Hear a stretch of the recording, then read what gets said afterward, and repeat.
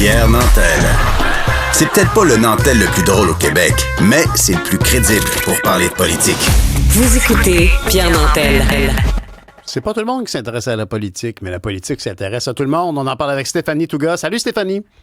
Salut, Et ça, à travers le monde. Ouais, à travers le monde. Écoute, j'avais le goût, étant donné que c'est la fin de l'année, j'avais le goût qu'on fasse comme une espèce de tour de roue, des moments marquants de la dernière année. Il y a des moments qui sont éminemment politiques, puis des moments qui, je pense, qui ont marqué la chose publique, puis qui méritent d'être dignes de mention. Puis Je suis je commencerai certain évidemment... de la pertinence de tous tes choix. C'était une Ben, grosse c'est année. très Moi, en gentil. tout cas, je trouve que c'était une très, très grosse année politique. Ça a été une très, très, très grosse année politique qui, je dirais que l'année, elle a notamment été caractérisée par une montée d'une certaine droite, de certains mouvements plus nationalistes, plus identitaires, un peu partout sur la planète, en Europe, beaucoup.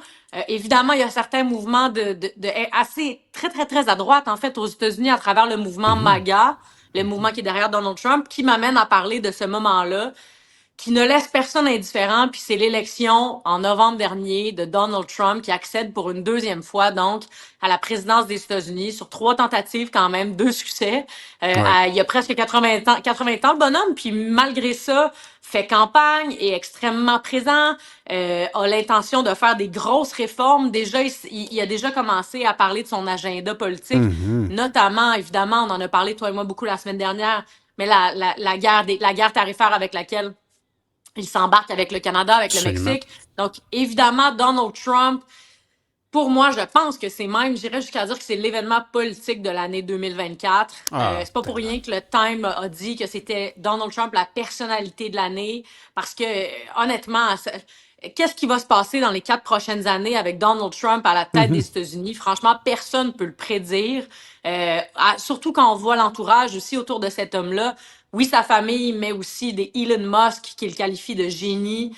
Ce genre de personnage-là extrêmement, j'ai envie de dire, impulsif, extrêmement émotif. Oui, très intelligent pour la plupart, mais Oui. surtout très, Rusé. très impulsif. Absolument. Ouais, rusé, stratège. Tu sais. Oui, tu sais, c'est drôle parce qu'on en a tellement parlé. Cet automne, on a suivi l'élection américaine comme si c'était l'élection au pays. Mais finalement, on constate dans le désarroi dans lequel on est au Canada actuellement face par exemple, à la menace de tarifs que Trump a évoquée, on constate à quel point on avait raison. Comme tu le dis, c'est un personnage qui a une immense influence sur la situation sur toute la planète, mais même pour nous, même localement, je dirais même que ça change certains trucs au niveau local, la volonté et la façon d'être de Donald Trump. Absolument. Puis j'ai l'impression qu'on n'a pas appris de nos erreurs d'il y a maintenant plusieurs années quand Trump est arrivé au pouvoir la dernière fois, donc en 2018. Quand il a été porté au pouvoir, on savait qu'on allait se ramasser dans une guerre sur les tarifs. Là, à ce moment-là, c'était sur l'aluminium.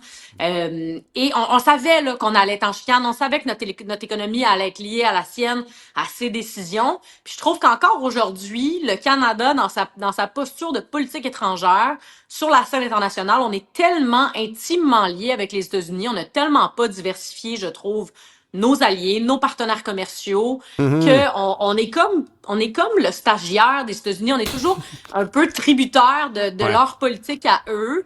Puis je pense qu'on aurait dû apprendre de ça. C'est une erreur, je pense qu'on continue de faire. Tu veux dire, Stéphanie, que par exemple, si les Américains considèrent qu'il faut intervenir auprès de la Chine, ben on l'a fait, on l'a suivi, on ne s'est pas démarqué. Comme à une certaine époque, on se rappellera que Jean Chrétien avait dit non à George Bush pour un conflit armé.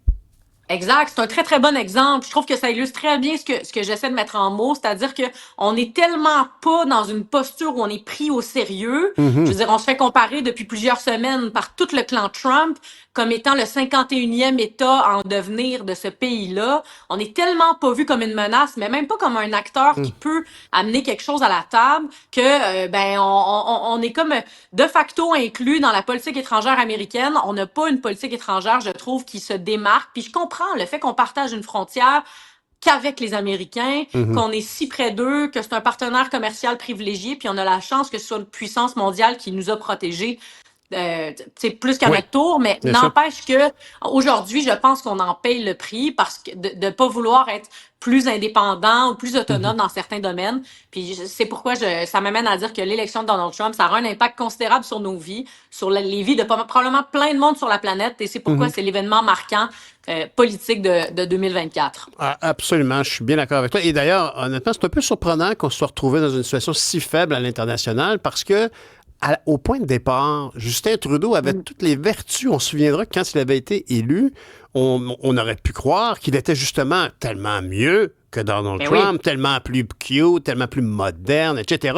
Puis en bout de ligne, Mm. sur la scène internationale, ce qui n'a certainement pas Ouais. contribué à être pris au sérieux par Donald Trump, Non. ses fameux costumes quand il est allé en Ouais. Inde, tout ça, ça a été vraiment une débandade absolue au niveau de notre relation internationale, alors que c'était bien parti avec un jeune, fringant premier ministre. Tu sais. C'est vraiment malheureux. Oui, Et tout à Donald fait. Trump en a Puis été influencé, il faut croire.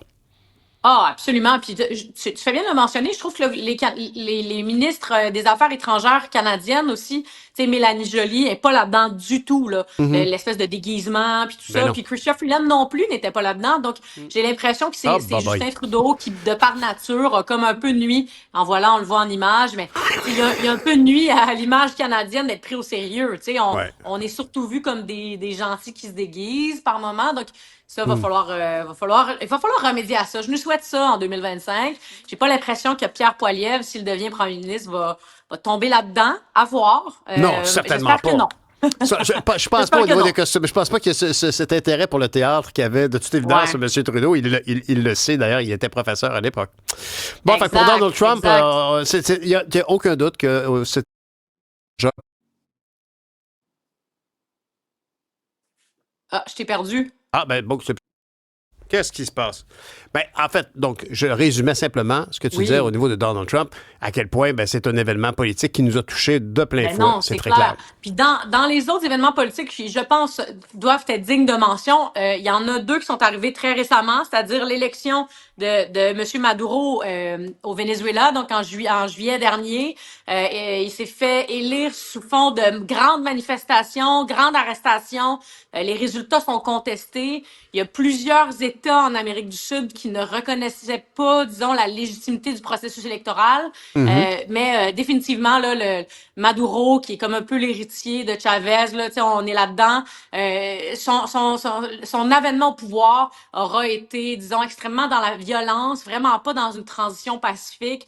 L'ancien président a dû fuir, il est allé se cacher en Espagne. Donc vraiment, là, je pense que ça, pour l'Amérique du Sud, l'Amérique latine, c'est un des événements politiques qui aura teinté l'année. Puis on dirait que c'est un peu dans les dernières décennies, là, où, en fait, je peux remonter à plus loin que ça, mais les transitions, les passations de pouvoir dans ces démocraties-là sont extrêmement difficiles, puis Mhm. sont souvent par les armes, sont souvent se passent souvent dans des climats extrêmement tendus. Fait que peut-être qu'on leur souhaite ça, hein, dans la prochaine décennie pardon, qu'il y ait un processus de transition démocratique plus sain, plus calme, plus dans la paix. Et on espère ne pas être contaminés, nous, par ce genre de mouvement-là. Ouais. Par exemple, aux États-Unis, je veux dire, on peut pas passer sous silence qu'il y a 4 ans, il y a eu quand même des gens qui ont pris les armes, qui ont pris d'assaut le Capitole. On n'était pas loin d'un coup Mhm. d'État, là. Donc, espérons ne pas être contaminés par ce genre de mouvement-là. Tu as bien raison. Honnêtement, c'est même que je trouve que la situation est sortie, la situation de Maduro est sortie du radar médiatique. On dirait Ouais. qu'on en entend beaucoup moins parler. Ouais. S'il y a moins de nouvelles, c'est peut-être que la presse est moins libre qu'elle ne l'était, puis qu'il y a moins de correspondants pour les différents journaux. C'est très, très inquiétant. C'est un bon point, j'avais Ouais, oublié celui-là. c'est très, très, très inquiétant. Et un autre événement politique qui, je pense, est digne de mention, qui s'est passé il y a quelques semaines, c'est la chute du régime de Bachar al-Assad. Hmm. Bachar al-Assad, donc, la dynastie al-Assad qui a été pendant un demi-siècle à la tête de la Syrie, s'est fait chasser, donc, de son palais royal il y a de ça quelques semaines. Il s'y attendait, mais il s'y attendait pas tant que ça. C'est-à-dire qu'on savait qu'il y avait un mouvement rebelle qui était extrêmement organisé, un mouvement qui est très, très, très ancré dans la tradition islamiste. très radical aussi dans ses revendications. Donc, a décidé de faire un soulèvement pour renverser le régime al-Assad et qui a donc dû fuir le pays en plein milieu de la nuit à la fin du mois de novembre, là, j'ai envie de dire le 27 novembre dernier. Puis là, on a trouvé des trucs un peu particuliers là, dans le Palais Royal, des photos un peu, disons, explicites de M. al-Assad dans des postures un peu particulières. Je n'étais pas au courant de ça. Ouais, tu iras voir, il y a des photos un peu particulières, là, lui en petite tenue un peu. Là. Ben voyons. Puis, ça a comme circulé, fait que ça nous laisse penser. Tu sais, après, ce qui est distinguer le vrai du faux dans ce genre de contexte-là, c'est pas évident, mais ça laisserait du moins penser que M. al-Assad, il pensait pas qu'il allait devoir fuir en plein milieu de la nuit. C'est ce qu'on appelle se faire pogner les culottes à terre. Les culottes à terre, t'as tout à fait raison, Pierre. Mais vraiment, je peux dire en tout cas que moi non plus, j'avais pas du tout vu venir ça, mais la réalité, c'est que tous les gens qui analysent ce qui s'est passé en Syrie évoquent à quel point le soutien des différents pays internationaux qui sont aujourd'hui occupés à d'autres conflits, comme la Russie, ont beaucoup manqué à la stabilité du régime Assad. Ben absolument. Puis tu sais, tu parles de la Russie, mais on pourrait aussi parler des pays voisins avec Palestine-Israël. La multiplicité des conflits en ce moment fait en sorte que les alliés naturels étaient peut-être pas en effet au rendez-vous pour soutenir leur ami Bachar, mais et donc lui en a payé le prix et il a pas dû trouver ça très très drôle là, Monsieur Al-Assad cette petite nuit-là, devoir partir en plein milieu de la nuit de son lit. Sans ses culottes. On voit des photos. Sans ses culottes. Sans ses culottes. Mais et puis moi, je trouve que quand on se disait que c'était une grosse année au niveau politique à l'international, on ne peut pas négliger le fait aussi qu'en France, je veux dire, M. Macron a décidé de liquider son Parlement avec les conséquences qu'on connaît aujourd'hui. Puis on dirait qu'on peut avoir des attentes en politique, on peut espérer que telle ou telle politique de gauche ou de droite va prendre son essor, mais la réalité, c'est que c'est les gens qui votent. Puis les gens, actuellement en France, je ne sais pas si tu es de cet avis, mais on dirait que c'est un fidèle portrait de l'écartèlement des valeurs des Français. Ils sont pris avec des factions, des politiques qui des partis politiques qui représentent tout ça, mais qui n'arrivent pas à tracer une tangente qui domine, qui va comme rallier tout le monde. Tous les points de vue sont différents. C'est comme une mosaïque, puis on n'arrive pas... M. Bayrou, on va y sauter bonne chance, hein, parce que... C'est ça. Emmanuel Macron, comme tu dis, il a quand même passé 2 premiers ministres en quelques mois. Un qui était, à mon sens, très légitime, c'est-à-dire Gabriel Attal, qui était issu de la famille politique, qui avait été élu quelques années auparavant, qui était dans une perspective, disons, plus représentative du scrutin. Là, il y a eu une autre élection législative qui a été provoquée parce que, disons, dans la foulée des Jeux olympiques et des élections européennes, Emmanuel Macron a décidé de déclencher des élections anticipées. Puis je ne pense pas que les Français, quand Emmanuel Macron a nommé M. Barnier à la tête de son gouvernement, je ne pense pas que les Français se sont sentis écoutés. C'est-à-dire que si on regarde les résultats des élections, c'est le mouvement très, très à gauche, à commencer par le Parti socialiste jusqu'au Parti communiste en allant du centre donc vers la gauche, qui a remporté les élections. En deuxième lieu, c'était le mouvement du Rassemblement national, donc d'une droite très, très nationaliste, très, très identitaire dont on parlait précédemment, donc qui est arrivé bonne deuxième. La famille politique d'Emmanuel Macron a terminé bonne troisième. Donc, c'est un peu fâchant, je pense, pour le Français moyen de se dire, ben coudonc, ça a coûté des millions de dollars, tu nous as précipité dans une élection selon ton bon vouloir, puis en plus, tu respectes pas l'issue de ce scrutin-là. Donc, ça a donné toute la légitimité du monde aux oppositions pour faire tomber le précédent gouvernement, le gouvernement Barnier. Maintenant, c'est François Bayrou qui est tout récemment, là, ça fait quoi, une dizaine de jours, qui est premier ministre en France. Stéphanie, rappelle-nous. Stéphanie, oui, effectivement. Rappelle-nous, Stéphanie, M. Bayrou, pourquoi on le connaît? Il était dans le gouvernement précédent, non? C'est ça, c'est un vieux de la vieille, là, honnêtement, si on avait pu se dire 2024 ou 2014, là, pas clair, mais Ah ouais, François à ce Bayrou, point-là? c'est un politicien de longue date, ouais, il a toujours gravité, là, autour des Macron, François Hollande, OK. cette gang-là. Donc, c'était un peu surprenant de le voir débarquer comme ça. En même temps, je pense qu'il s'est dit, Emmanuel Macron, on va essayer de trouver quelqu'un qui est comme bien au centre, assez Mhm. consensuel, entre guillemets. C'est ce qu'il avait essayé avec M. Barnier, qui était quand même une figure importante là, au niveau de l'Europe, au niveau de la politique française aussi. Ça n'a pas duré très longtemps. C'est le premier ministre qui a eu le mandat le plus court de la Ve République. Puis là, il se tourne vers François Bayrou. J'ai l'impression qu'il répète un peu la même Hmm. recette qui n'a pas fonctionné.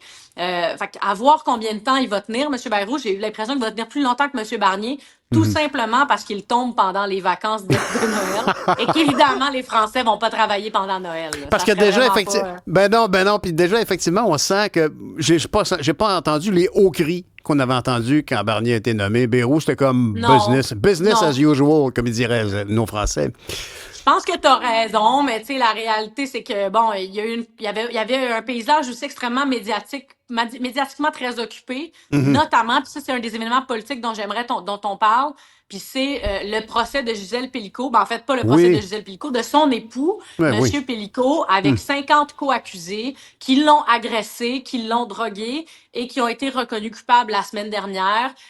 Victoire incroyable pour Oui, Madame Pélicaud. Vraiment, là, une femme là, d'une droiture qu'on ne connaissait pas, là, une femme moyenne. oui. Tu sais, ça pourrait être ma voisine.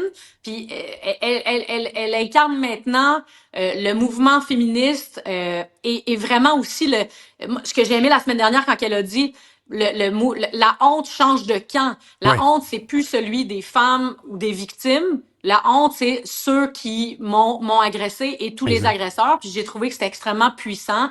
Ça finissait bien l'année. Ça mettait un baume sur une année qui a été extrêmement difficile. Oui.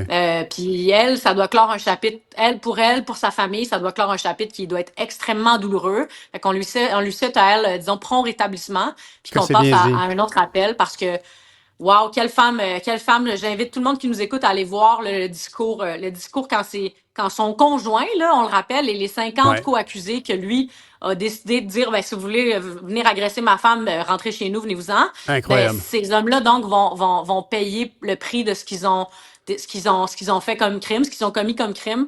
Puis bravo à elle, chapeau. T'as Franchement, moi, si raison. j'avais pu faire partie de la table éditoriale qui décide c'est qui la personnalité politique de l'année, j'aurais dans mon cœur à moi, mis Madame Pélicaud. Je comprends qu'on a mis Donald Trump pour plein d'autres bonnes raisons. Mais Mhm. Madame Pélicaud, je pense que Pélicaud, elle gagne vraiment, pour moi, dans mon cœur du moins, la personnalité, la femme politique, la femme de l'année. Tu as absolument raison, Stéphanie. Puis, et je dirais même que la politique, c'est l'art du vivre ensemble. On est là pour gérer ce qu'on Ouais. croit, qu'on croit de nos valeurs communes.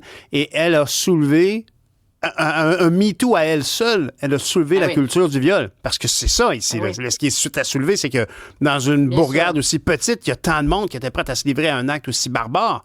Alors Puis vraiment, c'était ses voisins, c'était son exact. boulanger, c'était des gens qu'elle croisait sur la rue. Ça vient, disons, attester d'une méchanceté, d'une cruauté, d'une vulgarité Ouais, épouvantable. Puis elle, à travers ça, elle a vraiment été un rayon de lumière, puis de droiture, puis de force aussi, là. Tu sais, exact. elle a parlé avec beaucoup de hauteur, hein. Elle n'a pas été revancharde, elle n'a pas été, alors qu'elle aurait pu, Ben elle oui. n'a pas été mesquine, elle n'a pas rabaissé quiconque, elle a juste été droite, ferme, forte, puis dans la bienveillance, je l'ai Et trouvée franchement inspirante. extraordinaire. Ah ouais, T'as bien vraiment. raison. Merci, Une femme Stéphanie. extraordinaire. Merci de nous Ouais, ramener à l'ordre. La politique, c'est beau, mais ça, c'est encore plus important. Merci beaucoup. Je vais penser ouais. à toi le 26 décembre. Parce que tu as Oui, tu vas évoqué que penser le à 26... moi? Oui, parce que tu m'as dit que le 26 décembre, tu espérais que M. Trudeau arriverait avec un plan, avec une solution pour avoir franchi les Ben, fêtes. c'est parce On que va je lui penser à donne toi. jusqu'au 26. Parce que le 25, c'est sa fête. On y laisse Ah! Noël avec sa famille. Je savais pas Mais le ça.